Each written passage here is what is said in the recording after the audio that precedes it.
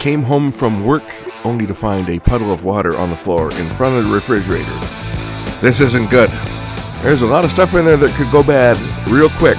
I gotta deal with this one right away. Let's see what I found. See if we can get this one working again.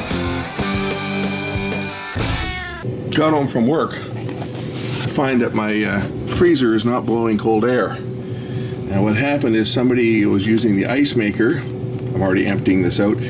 And they didn't let the little trap door was left open. A piece of ice was stuck in it, and it caused the system to keep blowing air, and I think the evap froze up.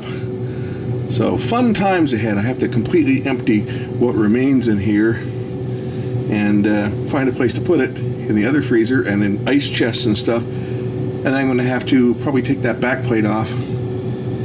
Or maybe not, maybe just hit it with some warm air. But I'm going to have to defrost this thing anyway to get it blowing cold air again. Lots of fun. Just the way I wanted to start my weekend. Oh well, that's my work for today. So I've emptied out the freezer, removed the screws from the back. I got to get in here. This is where the evaporator is. It's a solid block of ice. We're going to get in there with the hairdryer or heat gun, melt the ice to get airflow working again. And that should get this thing cooling properly. So I'm going to remove the screws. I'm going to remove the panel now. You see that our evaporator coil in here is nicely iced up.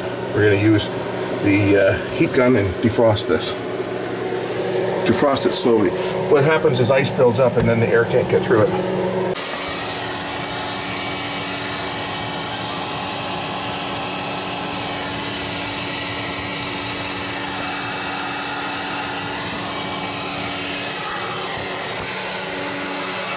So the key is you want to keep moving your heat source around.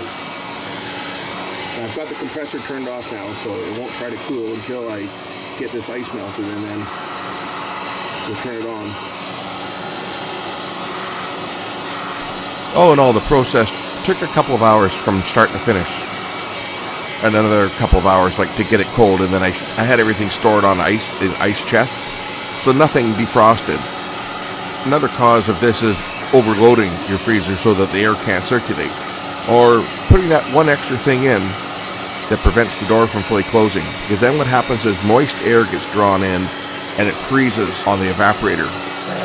As I continue to use the heat gun back and forth slowly to get heat going onto the coils, into the evaporator, you can see the ice is now melting, and we're almost done, and then I can turn it back on and take this thing cooling again.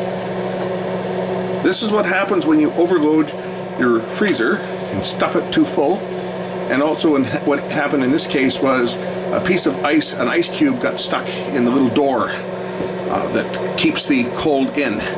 And that caused the compressor to continue to run because it was continued to try to close or try to cool. And of course, moisture gets into the air and gets onto the evaporator and turns into ice. And that reduces the airflow, which reduces the cooling, and that produces more ice, and eventually you've got virtually no air getting through it, and the temperature starts to rise. Okay, I've got the panel back on, and I have cold air coming out where cold air is supposed to be coming out. So it's back up and running. Now it's got to let it cool down and get the frozen food in before it defrosts. Thanks for watching.